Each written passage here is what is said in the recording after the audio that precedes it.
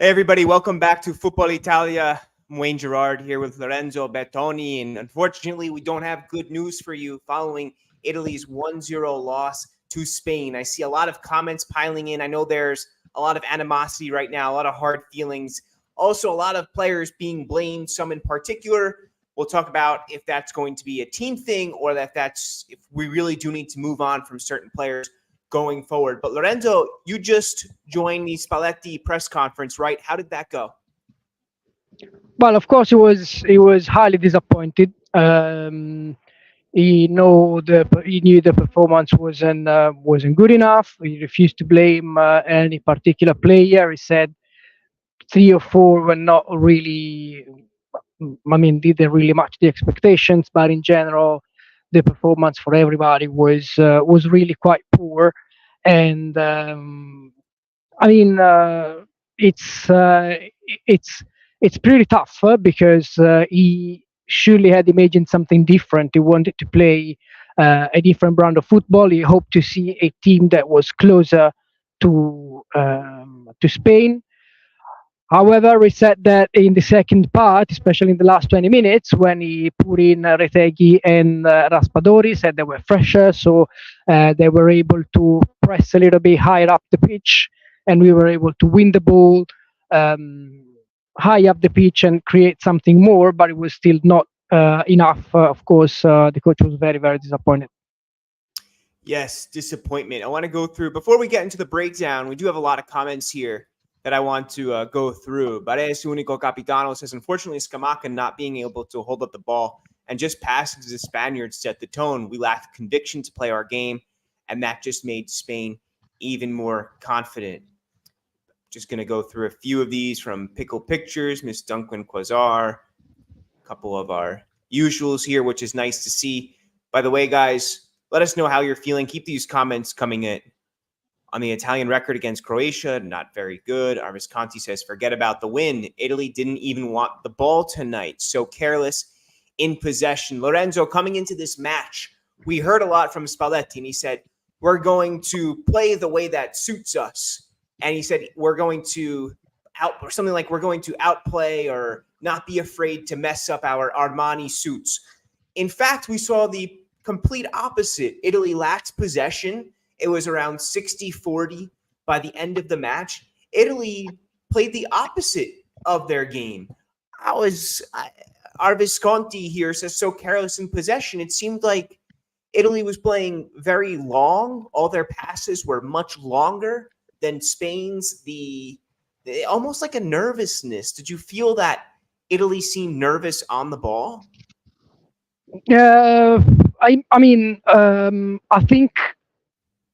It would have been tough to win the ball against Spain. I know, of course, they didn't win the possession against Croatia, but they were leading 3-0 after, I think, the first half. So it was a very different kind of game for them because they just needed to manage their lead. And so even Frattesi said earlier this week that start didn't really make the difference for Italy and for Spain. Tonight it was tough to go out and win the possession against them, but what we should have done and what Spalletti expected was to do better when we had the ball. The problem was that Spain's pressing was just too good, was just so ferocious that we didn't even have time, to turn around.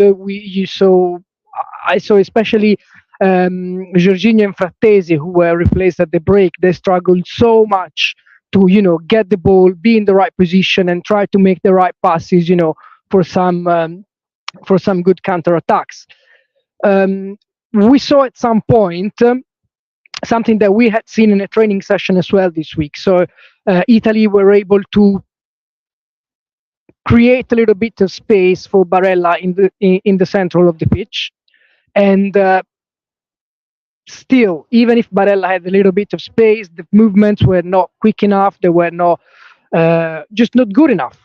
So even when we had the ball, either we didn't have time because the Spain pressing was really really high and really really good, or when we actually beat their pressing and tried to and managed to get the ball over the line, we were not able to move too well with our forwards. I know a lot of people are blaming Scamacca. If you see the player ratings as well, I'm not blaming Scamacca too much in there, because I mean, a lot of times, too many times, he was left alone, and the wingers were far away, the attacking Yes, midfielders were far away. So I don't exactly. really feel Scamacca is really to be blamed. We didn't have a shot on target. I mean, it was very poor performance, and every time, I mean, the best thing he did, it was in the beginning of the second half when he squeezed past the two defenders, tried to give that ball to Barella. It was a poor pass, but it was a difficult pass as well. So I don't really blame Scamacca. There were other issues, I guess, and I think so. There's only Probably so we have much to you look can ask for elsewhere. a center forward when they're isolated. The wingers not taking their space, and honestly, just seeming a bit slow. Like they didn't have the energy to actually make the runs compared to like Nico Williams or Lamine Yamal. Like they had so much more energy. And you mentioned the press, how they were just completely taking Italy's midfield out of the game. And just like they were running circles around them. The energy level and I think the overall desire to win just seems so much greater. And we even see Spalletti, you mentioned the substitutions at the start of the second half. So take a look at what I'm now sharing onto our screens, friends. Out comes Davide Fratesi, in goes Andrea Cambiaso, out goes Jorginho, in comes Brian Cristante. And then I just want to add Cristante got the quickest yellow card since 1980. It said it took 20 seconds, but when the referee blew the whistle, it was actually only 15 seconds in. So I wonder what that call was in 1980, because he comes in like a bat out of hell. I don't know what he was thinking. Slides right in to the opponent and like almost really hurt him. I'm like, Brian, bro, what are you thinking in that situation? But I did like that Spalletti showed the guts to be able to make this type of move. It said Jorginho, not fast enough for this game. Fratesi, not nearly clinical enough, not concentrated enough, because concentration has been one of the main tenets of Spalletti's play. He says that has to be like the start of it. And then 55 minutes in, it's the own goal from Calafiori. A lot of people will blame Calafiori at first. He's not the only one to blame, though. We have to start. I am a little sad because I don't like to pick on players, Lorenzo. But in this No, instance, especially tonight, I think nobody was really up to the task. yeah. So Probably, we yeah, get go to on. Di Lorenzo. We get to Di Lorenzo. And after this, after really just getting completely cleaned out, could you even make the argument that he gets another start in Azzurri colors? That's hard. That's really difficult for me to say right now. I think I need to cool off a little bit more before I can really assess what should happen for the future for Di Lorenzo. Was there any mention of him by Spalletti in the press conference that you caught? No, I didn't mention any single player. He just said like 3 or 4 players were not like below par, were not didn't match the expectations. But then he said immediately after that the same was true of everyone else. So basically, he didn't really name anyone. Like Nico Williams was literally on fire tonight. I mean, even when Spalletti does that move at the end of the first half and he puts Cambiaso in for Fratesi, he doesn't only do that because he wants, because Fratesi didn't do well enough, but because he wanted to help a little bit Di Lorenzo as well. We saw Cambiaso playing pretty close to Di Lorenzo and tried to limit a little bit Nico Williams, but Nico Williams was really, really on fire. We were saying this in the post match, in the build-up show. They're better than Italy.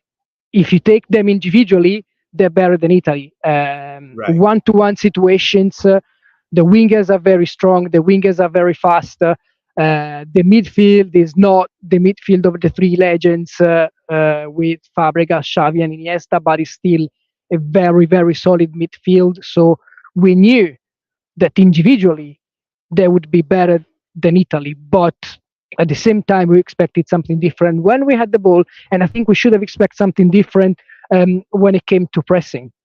We didn't press high enough. We didn't have the. I don't know if we were too tired, if there weren't rotations, but for some reason we just couldn't win the ball quickly enough. And every time we won the ball, and every time we tried to make something with the ball, we were just too far away from the goal, and we didn't move quickly enough. So it was really a painful performance, excluded probably the final 20 minutes where we did do something more. But as Spalletti said, we did that with Retegui, we did that with Raspadori, who went in from the bench and they were fresher, so they could press Spain a little bit more. But before that, we were not able to do it at all, and so the overall performance was really, really poor. Of course, Di Lorenzo is the one that stands out more. He is in the title of the player ratings as well. He has the lowest ratings in the game, of course, because I mean the difference, the 1-to-1 with Nico. I think he won just one duel. It was pretty embarrassing, but it's not. What can I say? It's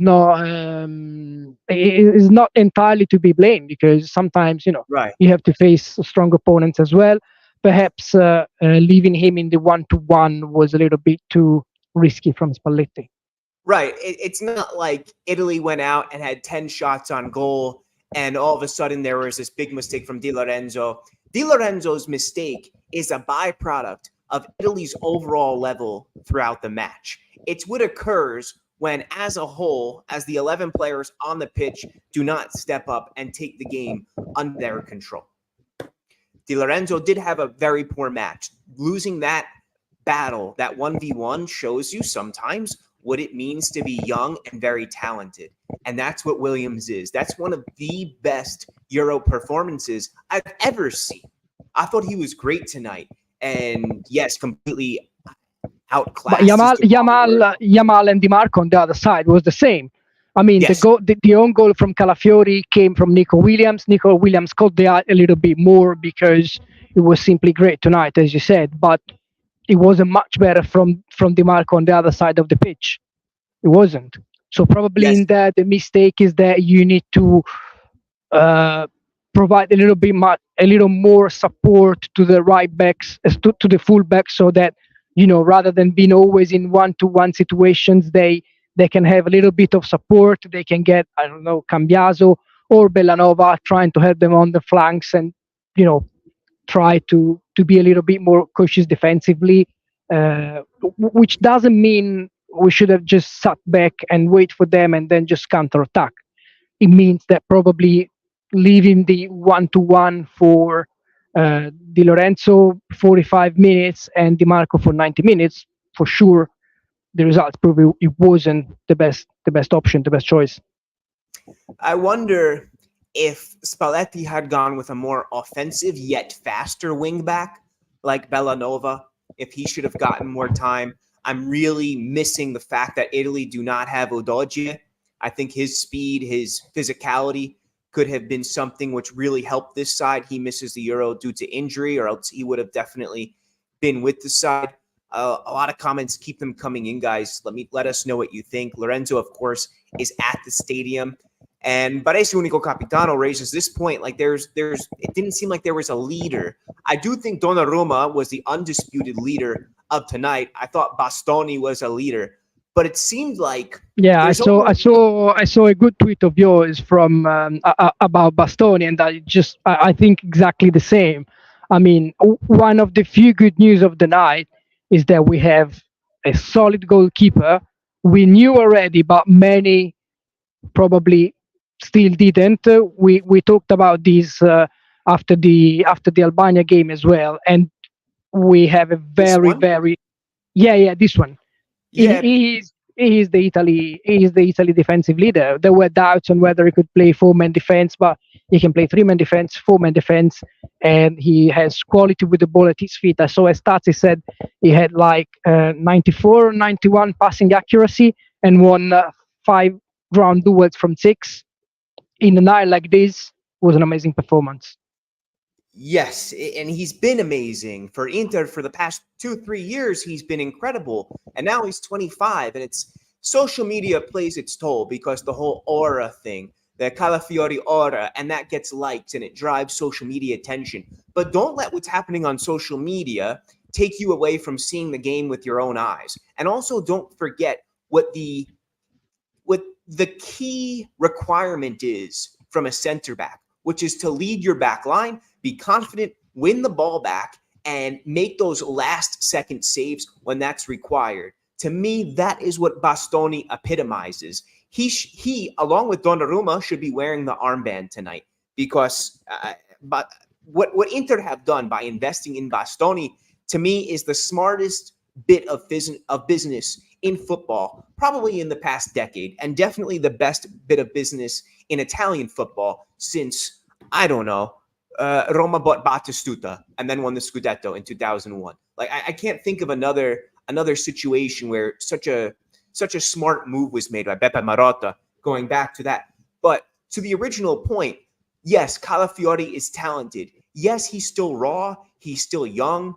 He's inexperienced. And inexperience is why he goes to clear that with his left foot, his dominant foot, rather than his right foot, which is the most natural occurrence of how that ball should have been played. And it shows you that there's something to be said for his positioning and what he's allowed to do under Motta's Bologna, and how he really made the most of that. And it's his goals, it's his highlights, which give everybody, and his forward movement, which makes him so likable on social media and just media in general. But in reality, the player that you want across your back line, and I don't care whatever team we're talking about, whether it's Manchester City or pick your team, you want a player like Bastoni in charge of your back line. Yeah, I think so. I mean, Bastoni. I mean, I can't remember how many international games he's played already. He's played many Champions League games. He played a Champions League final with Inter. He was part of the team that won the Euros as well 3 years ago. It was a very different situation back then, because he would replace Bonucci or Chiellini. So he was kind of a young player uh, coming up and just trying to learn from the best. And now he's in that position. 3 years later, he's in the position of being the defensive leader for Italy. So a lot has changed for him, but he really is the defensive leader of the national team. For Calafiori, I agree. I think he was a little bit unlucky as well, because there were a couple of deflections. So, the time, it was fast.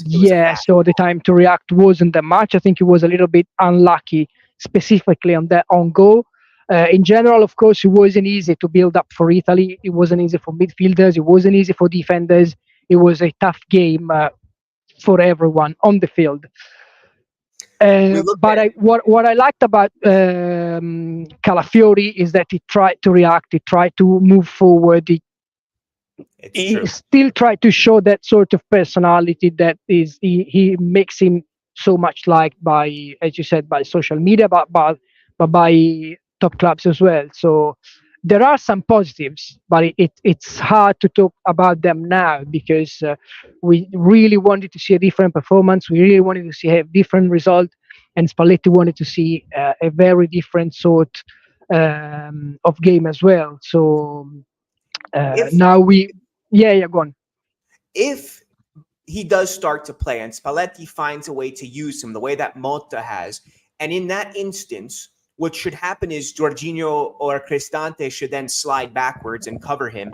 This is a tactic I saw under Gasperini, not in the past year, but more so like under Ilicic and Papo Gomez. He would often let the center backs go up, and then the defensive midfielder would cover them, and they'd become essentially the center back for the time being. If Spalletti can find something like that out, because like Lorenzo said, Calafiori did start to go up as Italy needed a goal. And at times, he was even bypassing the defensive midfield. That's what he likes to do. That is what he's good at. So let him do it more. I understand that's not always what you can and cannot do. Also, Carlo has a good point here, I think. Let me go down. Carlo Martella. Yeah. Every time we had the ball, we played it backwards. This is something I noticed, especially at the end of the first half.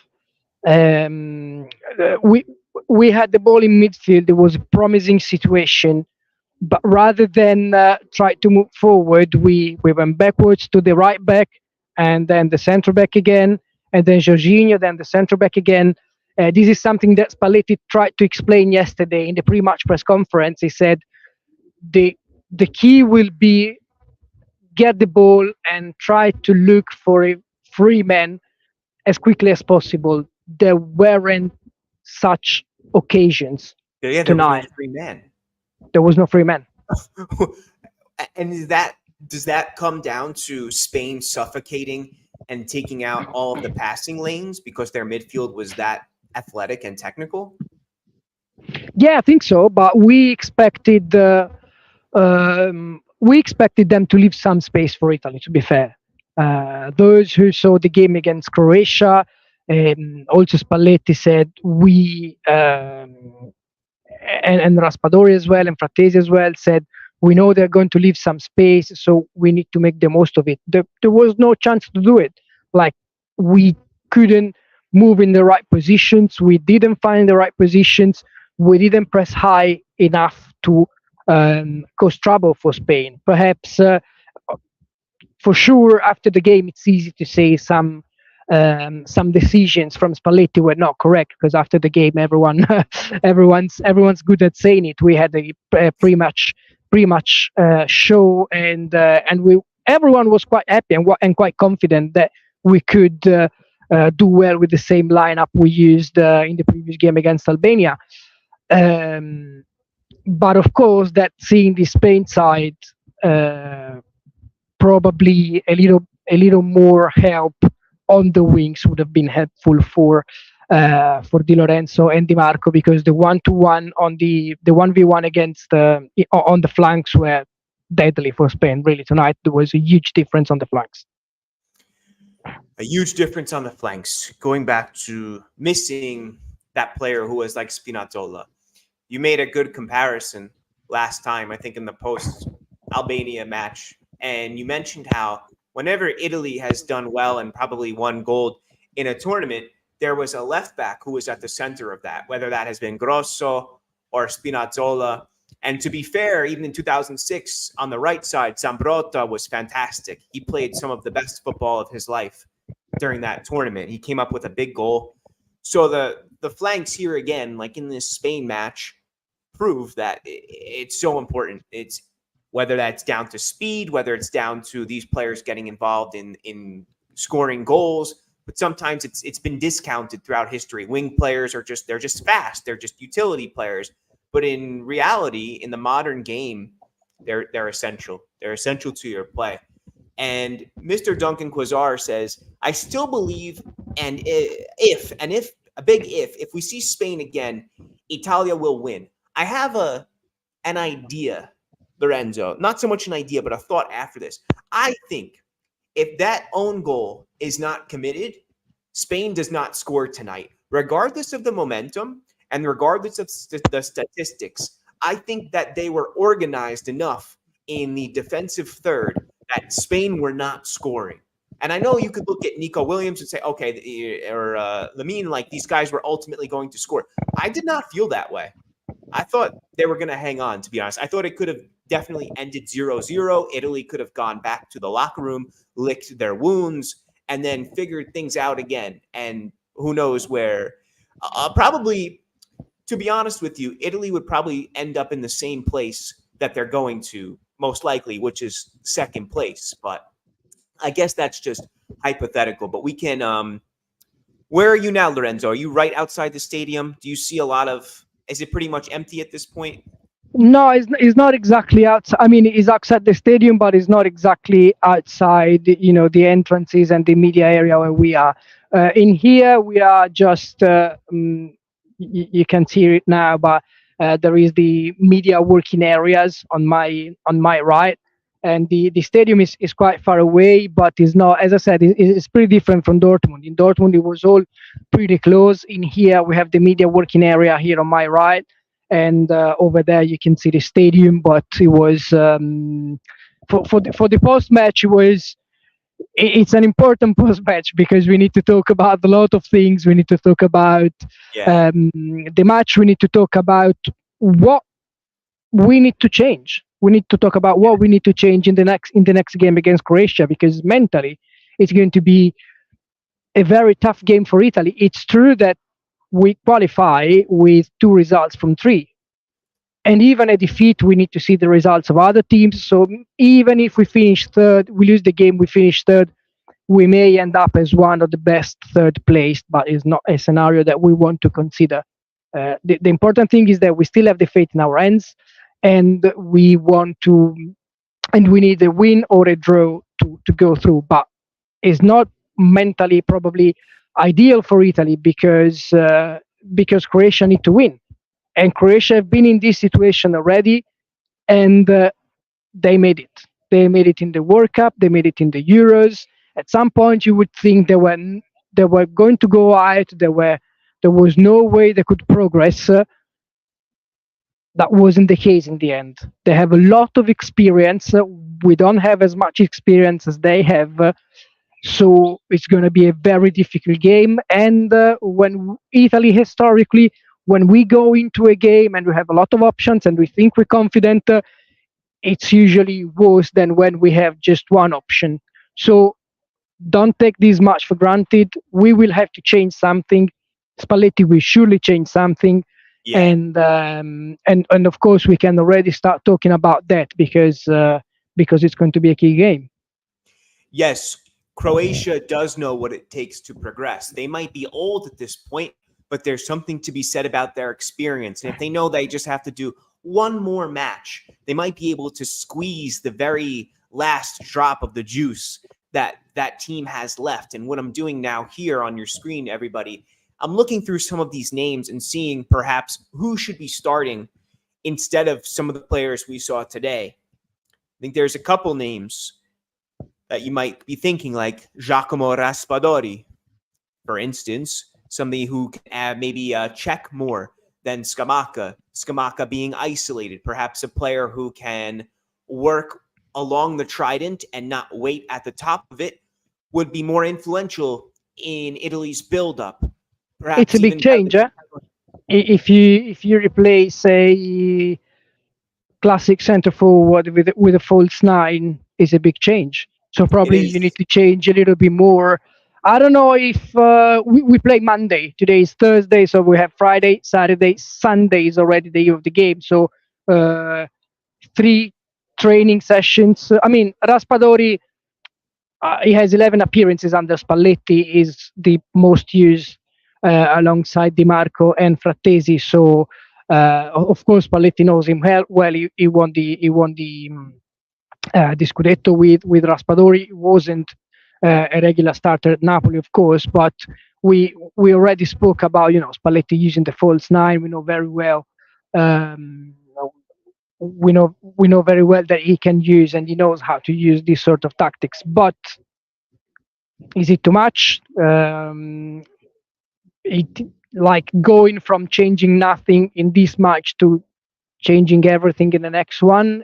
There's a few dilemmas. There's a few things in Italy and Spalletti need to talk about and think about ahead of the next game, because anything can be done. I think for sure he'll need to change something in defense. For sure, I think he'll have to change probably midfield as well.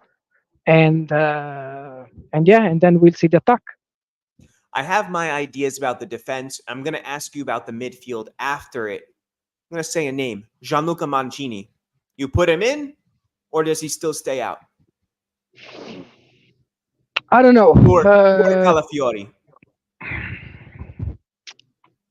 I don't know. I think if he, I think this is the defensive partnership for the Euros. I think if he includes another centre back, it changes the lineup and you go to a plain 3-man defense.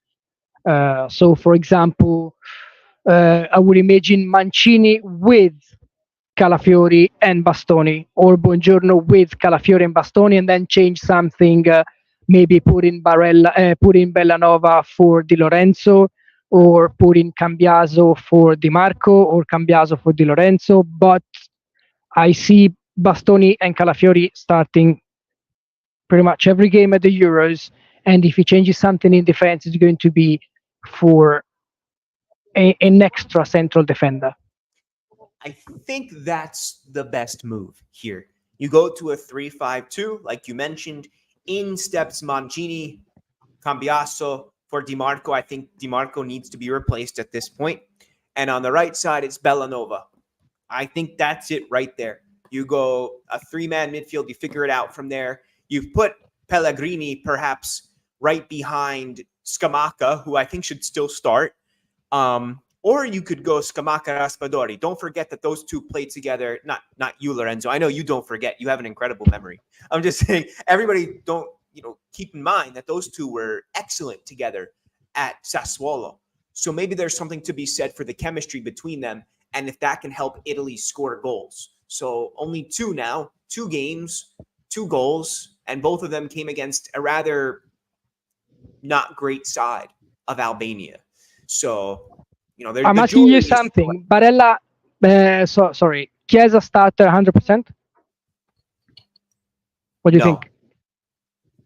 No, I don't think so.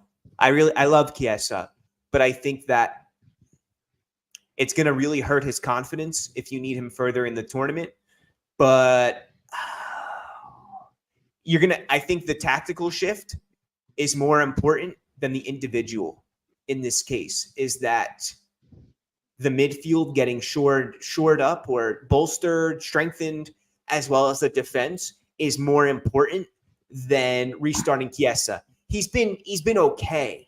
Has he been incredible? No. He got man of the match against Albania. I don't think it was completely deserved. And for the record, I do love Chiesa, but I think that it's more important to Italy as a whole that there is a transition to a different setup, and that the idea of Italy outweighs the individual, and you have to do what's best for the country at this point, Lorenzo. I agree. I'm reading a few comments, and I agree with Carlo again here. Like Spalletti, he took a risk and see how approach would work for the team. Is exactly what he did. He almost like he played without considering Spain's strength. Like he wanted to go out on the pitch and say, we play this way and we try to dominate the pitch. We try to dominate the game this way. We posted on an article on Football Italia yesterday, which was about the way Spalletti, what Spalletti said during the press conference. He said he was very ambitious, trying to do something that not even Mancini managed to do, despite winning the Euros, which is dominate Spain or play better than Spain or keep possession more than Spain, or try to make a dominant performance against such a strong side. This is something that, again, not even Mancini was able to do despite winning the Euros. And I think we got a point here. Probably Spalletti was even too optimistic and was even too ambitious, hoping that this Italy side would already be able to outplay Spain. Outplay, yeah. It's the best way to go. I would have been disappointed if Italy went playing any other way than what they had practiced and what they believed within themselves. It's better to die trying than to have gone in with a different say, oh, it's Spain, let's get afraid. No, go out and play your way. And unfortunately, it just didn't work out. Thank Paresu Unico Capitano for agreeing with me that Spain would not have scored. But he's calling you the chair. Chair. I'm the chair. I don't know if that's a good thing or a bad thing or nothing at all. No, you call the chair now. Oh, geez. I'm just looking through some of the comments. Guys, you can keep them coming in as well. Remember to subscribe. Thank you for joining in. Throw a like up there for us as well. I hope you've been enjoying the stream. Let us know if you like it and what other talking points you think should be brought up today. The Cristante sub. Why, Lorenzo? Why do so many managers love Brian Cristante when he seems to be average? Must be a reason why. I mean, you brought a good point. I mean, every manager, he plays under any manager. And I think he has a little bit of everything. Maybe doesn't He's not the best at anything. He's not the best at passing. He's not the best for physicality. He's not the best for positioning, but he has very high skill set for all of these. Of course, I mean the Spalletti decided. Uh, Thanks. okay, okay, but is thank you. I mean, yeah, Spalletti. I introduced him during the break. We spoke about it in the build-up. We said what Spalletti said yesterday was that Jorginho is not good enough when it comes to going deep, go inside the box, and become sort of fifth defender, squeezing in between the two centre backs, which is something that Cristante does a little better. So when I saw Cristante coming in, I thought maybe this was one of the plans that Spalletti had, but it probably it didn't. Like the idea was, there was an interesting article this morning on La Gazzetta dello Sport, and it said if Spalletti start Cristante tonight, it's going to be like putting underwears on the David. It says a lot. It says a lot. It's like he's giving the wrong message. He's saying we need to defend. We need to defend as a block and just sit deep and wait for counter attacks. He didn't do that. He tried to still be positive, still play attacking football. But again, the problem was that we didn't have the same power. We didn't have the same stamina. We didn't have the same desire, the same pressing. We didn't match Spain in anything tonight. You know what's funny about that last question I asked about Cristante is while he doesn't do anything particularly great, he did have the best pass of the game, which I think was like somewhere around the middle of the second half, where maybe like the 80th minute almost. I think it went through Scamacca's legs. He played the perfect ball. It should have been at least, Scamacca should have at least made contact with it. So, and this is like a question that Roma fans have a lot. Many of them are like sick of Cristante. Like he doesn't offer anything crazy, but at the same time, he plays the most out of any outfield player. I think recently he led Serie A in the most minutes of any player. But enough about Brian. I want to go over some of these Spalletti comments. He says in the post-match, he was asked why Italy lacked sharpness compared to Spain. Spain, look, they only made one change compared, and that was in their back line compared to the start where Italy didn't make any changes. He says, I consider it to be a physical situation as psychologically we were in good shape coming off a good performance. We came up against a good team that plays good football. But we should have showed we were just as good on the ball, but they were much more reactive. That is what caused us problems. So he said, as time goes on, you start to lose your shape, lose sight of why you were making those decisions. Jorginho, Barella, and others are good at making those choices, but we were probably struggling to defend because we made the attempt to control the game and have the same possession as Spain. We didn't manage it and made everything difficult. And I think this goes back to this point of Italy just trying to play their own way, but found it very different against a very good opponent. And there's a little bit of a controversy here between Tom and Baresi, who says Tonali just passes backwards anyway. But I do think that it's unfortunate that Tonali is out of this tournament and out of football in general, because this is a player who could have added such a different quality where, yes, Fratesi runs and Barella is also very athletic, but part of me just wishes that Tonali was part of this setup. It's a real shame. But Fabrizio goes against what Spalletti said and said he's in denial. Spain better in every aspect of the game, made horrible passes, and looked lost out there. So,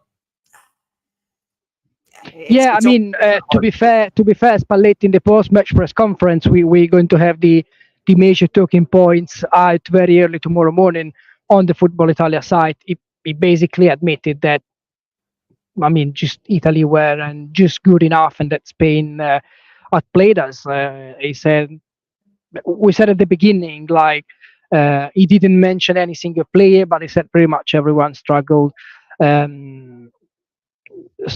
against Spain tonight. So he's not trying to say he he made the right decisions. He actually, I think, if we read between the lines of what Spalletti said, even in the press conferences, he said that probably he didn't say that directly, but he said that when I put in fresher players, we were able to press a little bit more, win the ball a little bit higher, and therefore we managed to create a little bit more trouble to Spain. Not much trouble because stats are quite poor for Italy as well. I think expected goals is somewhere around 0.14, something like that. I think I saw on SofaScore earlier before. I don't know if it has updated or not.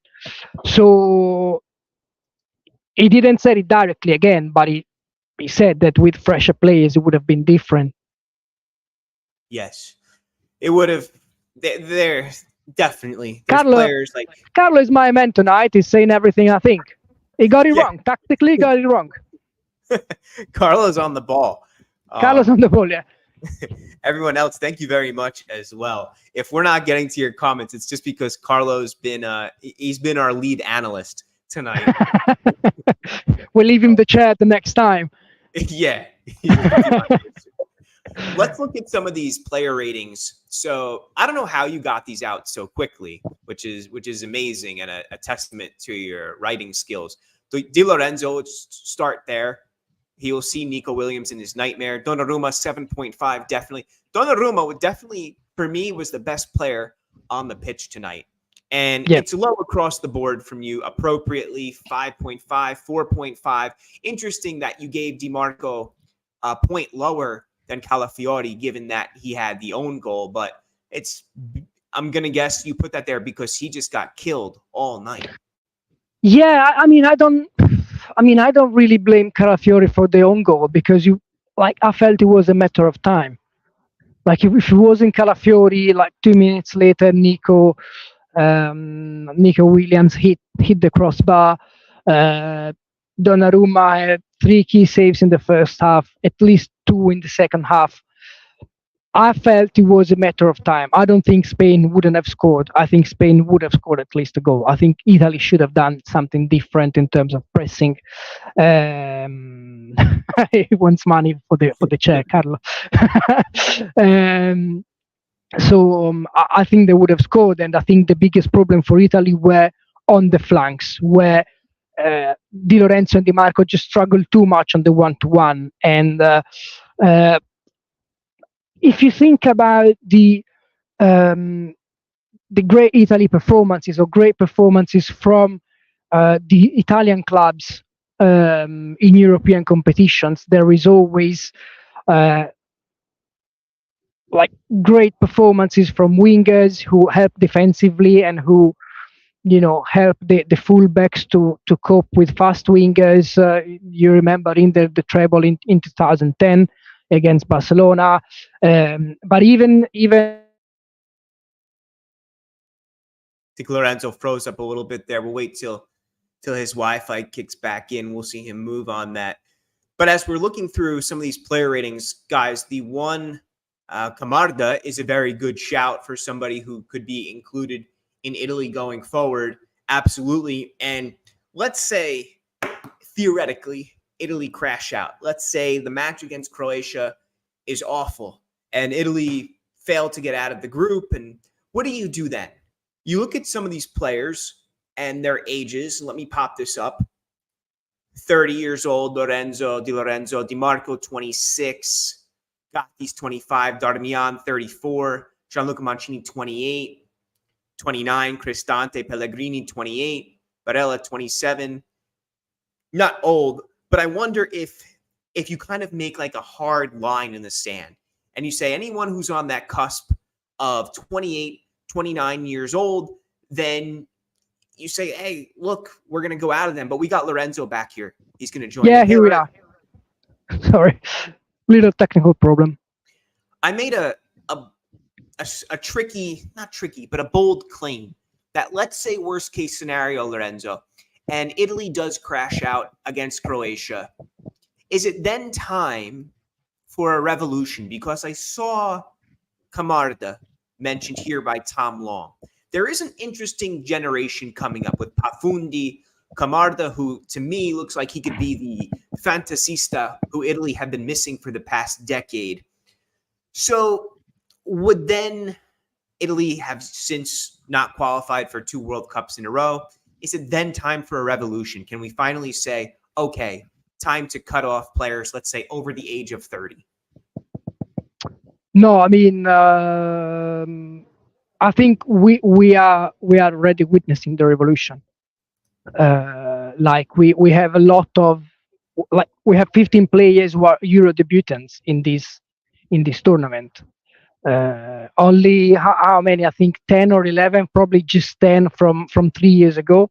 I think the revolution is already here. I mean, I understand the Camarda comments, but I don't agree with it. I was at San Siro when he made his debut in Serie A, Oh. and I was in Empoli 10 days ago in the final game before the Euros against Bosnia and Herzegovina, when the under 17 team, they brought the cup. They had won the under 17 Euros.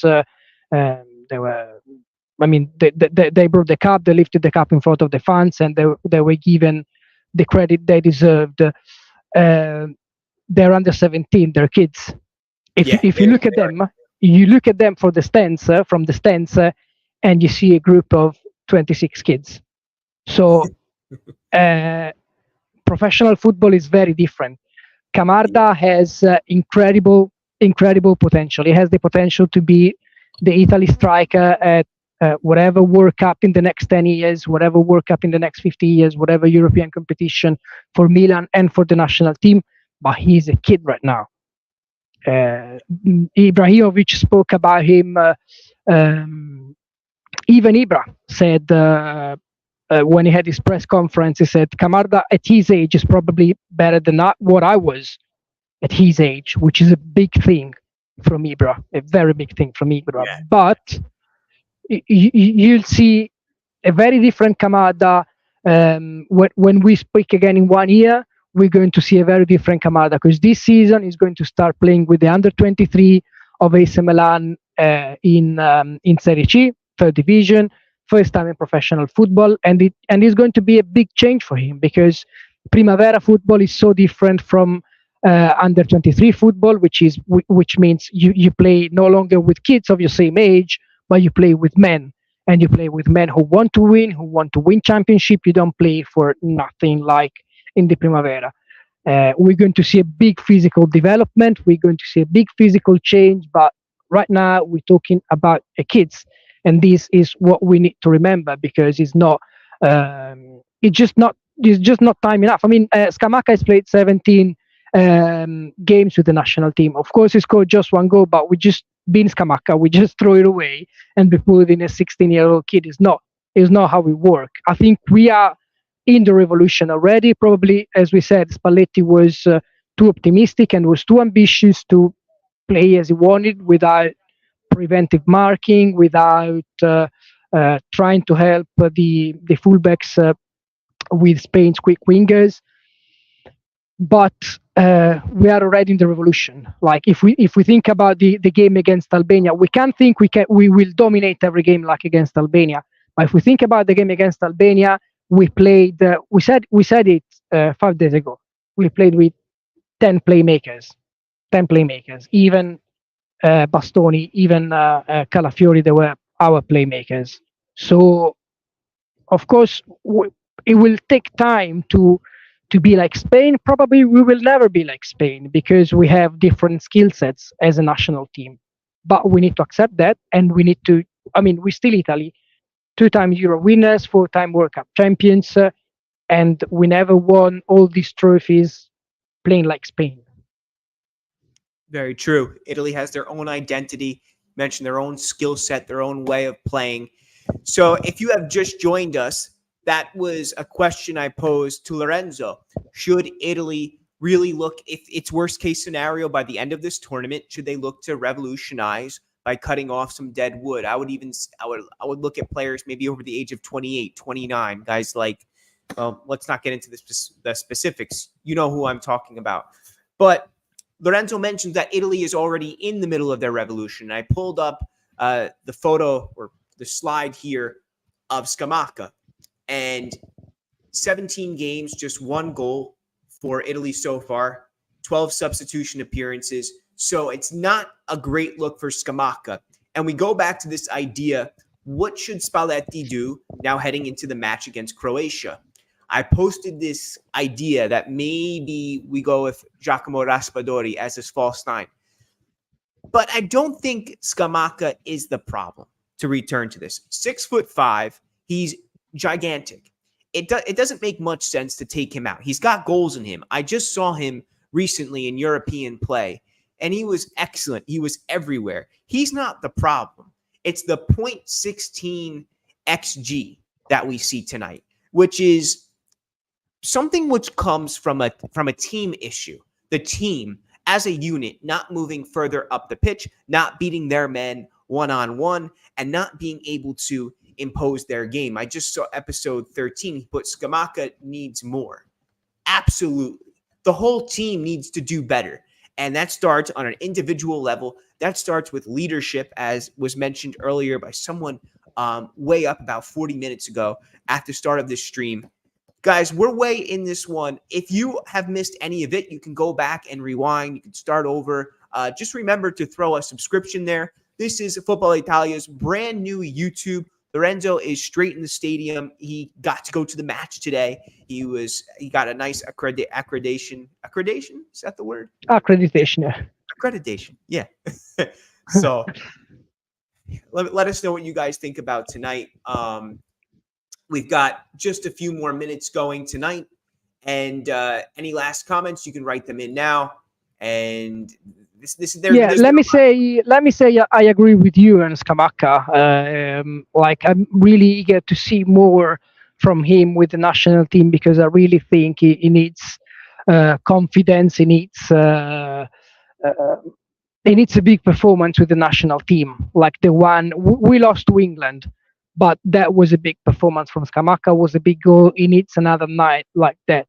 Perhaps we'll have to change a little bit. Perhaps he's going to need someone who plays closer to him, like for example Lukman does, and De Ketelaere does with Atalanta. So I wouldn't probably rule out a slight change of formation, and maybe Raspadori in for Chiesa rather than for Scamacca against Croatia. So we line up with 2 strikers, with 3 defenders, with 5 midfielders. We put a little bit more of cover down the flanks, and we set up a little bit differently, and we try to put somebody who's a little bit closer to Scamacca. But again, we have 2 results from 3, but it doesn't mean we have to underestimate this game, because Croatia, they have a lot of experience. They've been here before. They over the last couple of major tournaments, we thought at some point, all right, these guys are over, these guys are done, and they were never done. So it's going to be a long way. It's going to be a long way, guys. We will be back on Monday for the pre and post Croatia match. We'll see you then, guys. Thank you very much for joining us. Ciao. Bye, Lorenzo. Ciao. Thank you all.